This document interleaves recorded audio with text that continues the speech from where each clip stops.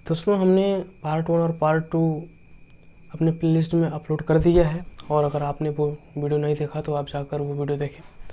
और आज हम शुरू करते हैं सिंधु घाटी सभ्यता का पार्ट 3।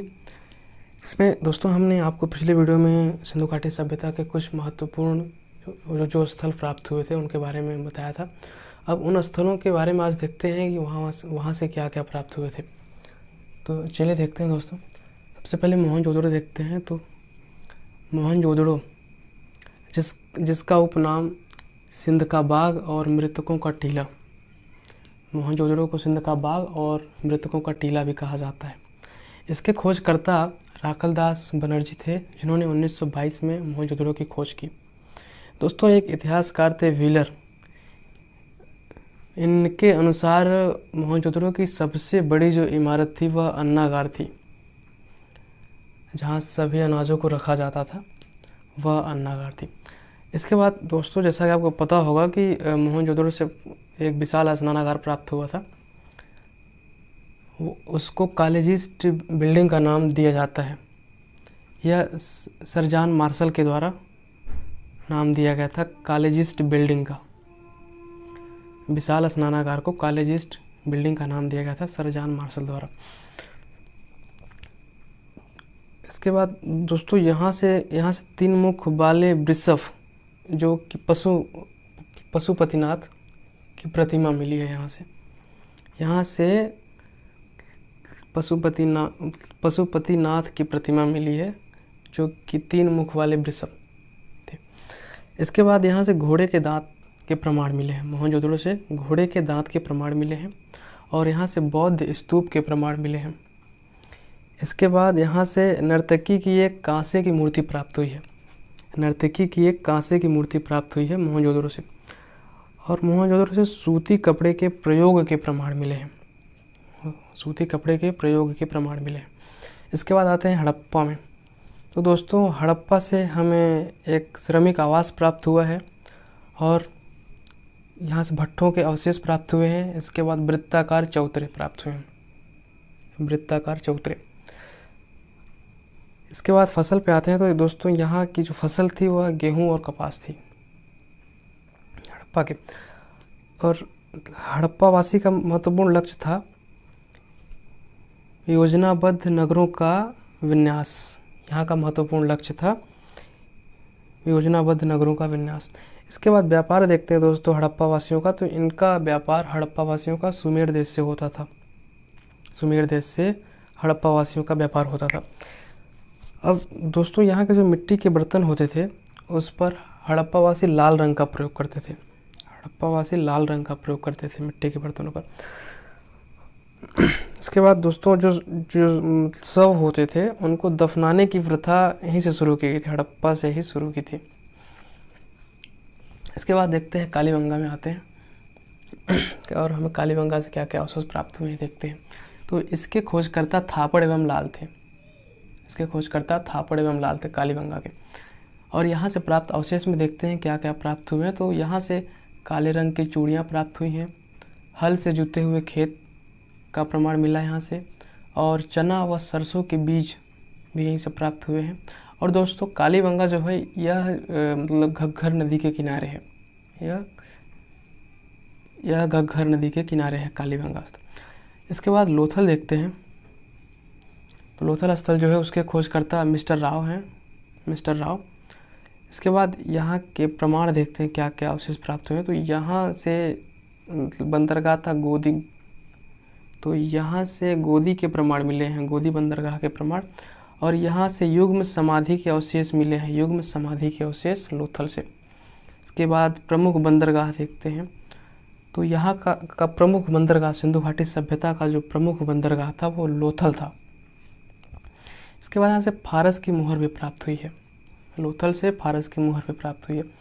इसके बाद देखते हैं बनवाली में आते हैं दोस्तों। मतलब बनवाली से क्या क्या प्राप्त हुआ है। तो इसके खोजकर्ता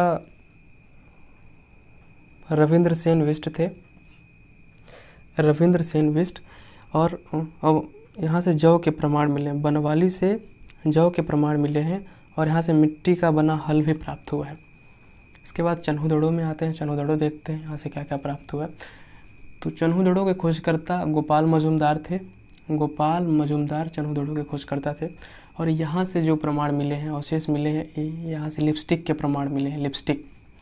और इसके बाद मनके बनाने का कारखाना, मनके मतलब कि दोस्तों गुड़िया बोल सकते हैं, तो गुड़िया, तो मनके बनाने का कारखाना यहाँ से प्राप्त हुआ। इसके बाद सुरकोटदा, देखते हैं सुरकोटदा में यहाँ के खोजकर्ता, इनके खोजकर्ता जोशी थे, सुरकोटदा के खोजकर्ता जोशी थे। और यहाँ से घोड़े के अस्थि पंजर के प्रमाण मिले हैं, घोड़े के अस्थि पंजर के प्रमाण मिले हैं सुरकोटदा से। दोस्तों सिंधु घाटी सभ्यता के बारे में अपन देखते हैं इसके आगे। तो यहाँ की जो लिपि थी, यहाँ की लिपि चित्रात्मक थी, जो दाएं से बाएं लिखी जाती थी, दाएं से बाएं की तरफ लिखी जाती थी, और लिपि चित्रात्मक थी। और सिंधु घाटी सभ्यता का शक्ति का प्रतीक जो था वो बैल था। बैल सिंधु घाटी सभ्यता का शक्ति का प्रतीक था। और सिंधु घाटी सभ्यता के लोग जो है वह घोड़े से परिचित नहीं थे। सिंधु घाटी सभ्यता के लोग घोड़े से परिचित नहीं थे, जबकि घोड़े के दांत मोहनजोदड़ो से प्राप्त हुए हैं। ये घोड़े के दांत मोहनजोदड़ो से प्राप्त हुए हैं, लेकिन घोड़े से परिचित नहीं थे।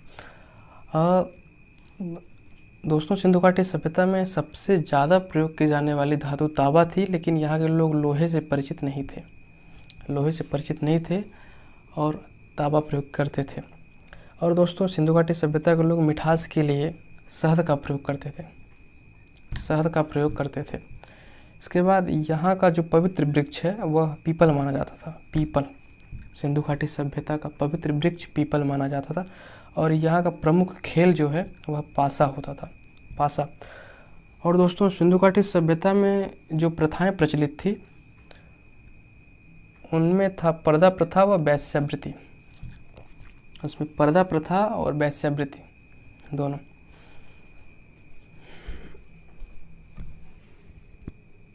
सिंधु घाटी सभ्यता के लोगों के आर्थिक जीवन के बारे में देखते हैं कैसा क्या था। तो वहाँ की जो मूल अर्थव्यवस्था थी दोस्तों वह कृषि पर आधारित थी। इसके बाद फसलें देखते हैं। तो फसल वहाँ की गेहूँ, मटर, चना, सरसों ये हुआ करती थी। और दोस्तों इनको कपास की खेती के कारण सिंधु सभ्यता के लोगों को सिंडोम कहा जाता था। कपास की खेती के कारण सिंधु सभ्यता के लोगों को सिंडोम कहा जाता था। और चावल और धान के साक्ष्य लोथल से प्राप्त हुए हैं। चावल और धान के साक्ष्य जो है वह लोथल से प्राप्त हुए हैं। इसके बाद बाजरा का प्रमाण जो देखते हैं तो बाजरा का प्रमाण रंग रूप से मिला है दोस्तों, बाजरा रंग रूप से मिला है। इसके बाद देखते हैं तो लकड़ी वाले हल का प्रयोग करते थे। सिंधु घाटी सभ्यता के लोग जो थे वो लकड़ी वाले हल का प्रयोग करते थे। लकड़ी वाले हल का प्रयोग सिंधु घाटी सभ्यता के लोग किया करते थे। इसके बाद देखते हैं कपड़े का व्यापार। तो दोस्तों सिंधु घाटी सभ्यता के लोग जो है वो कपड़े का व्यापार करते थे। और जो है सूती प्रधान उद्योग तो भारत का प्राचीन उद्योग ही रहा है। सिंधु घाटी सभ्यता के लोग सूती कपड़े का व्यापार किया करते थे। और इनका सबसे अधिक व्यापार जो है वो मेसोपोटामिया से था। मेसोपोटामिया से इनका सबसे अधिक व्यापार हुआ करता था। सिंधु घाटी सभ्यता के लोगों का जो सबसे अधिक व्यापार है वो मेसोपोटामिया के लोगों से, मेसोपोटामिया से होता था। और दोस्तों सिंधु घाटी सभ्यता के लोगों को, जो मेसोपोटामिया सभ्यता के लोग होते थे, उनको मोलूहा कहते थे। सिंधु घाटी सभ्यता के लोगों को मेसोपोटामिया के लोग जो है वो मोलूहा कहते थे, मोलूहा। और जो मेसोपोटामिया के लोग होते थे उनको सिंधु घाटी सभ्यता के लोग उर कहा करते थे, उर इस तरीके से उर कहा करते थे। इसके बाद हम देखते हैं व्यापार में जो सिंधु घाटी सभ्यता के लोग आयात करते थे तो कौन कौन सी धातुएं या फिर कौन कौन सी चीज़ें कहाँ से आयात करते थे वो चीज़ देखते हैं। तो दोस्तों सिंधु घाटी सभ्यता के लोग जो टिन आयात करते थे, टिन वह अफ़गानिस्तान से आयात करते थे। सिंधु घाटी सभ्यता के लोग टिन का आयात अफ़गानिस्तान से किया करते थे। और तांबे का आयात खेतड़ी जो कि राजस्थान में है वहाँ से आयात करते थे। उसके बाद चांदी का आयात अफ़गानिस्तान और ईरान से किया करते थे, ईरान और अफ़गानिस्तान से किया करते थे चांदी का आयात। इसके बाद सोना का आयात कहाँ से करते थे? तो सोना का आयात अफ़गानिस्तान से और फारस से किया करते थे। सोने का आयात सिंधु घाटी सभ्यता के लोग अफ़गानिस्तान और फारस से। और दोस्तों, सिंधु घाटी सभ्यता के लोग व्यापार के लिए बैलगाड़ियों का प्रयोग किया करते थे।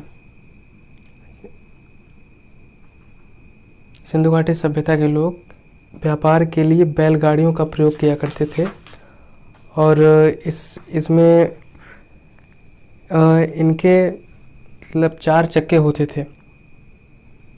बैलगाड़ियों के 4 चक्के होते थे और ये बहुत ठोस होते थे। और दोस्तों, ये मस्तूल वाली नाव का भी प्रयोग किया करते थे। मतलब व्यापार के लिए मस्तूल वाली नाव का प्रयोग किया करते थे। और इनके समृद्धि का कारण जो था, सिंधु घाटी सभ्यता के लोगों का समृद्धि का कारण था, वो विदेशी व्यापार था दोस्तों। इसके बाद उनके धार्मिक जीवन के बारे में देखते हैं तो सिंधु घाटी सभ्यता से मंदिर के कोई प्रमाण नहीं मिले हैं। और यहाँ से स्त्रियों की मूर्ति मिली है। और यहाँ धरती माता की पूजा की जाती थी और इनको उर्वरता की देवी मानकर। और इसके बाद मातृ देवी की भी पूजा की जाती थी। सिंधु घाटी सभ्यता में मातृ देवी की भी पूजा की जाती थी।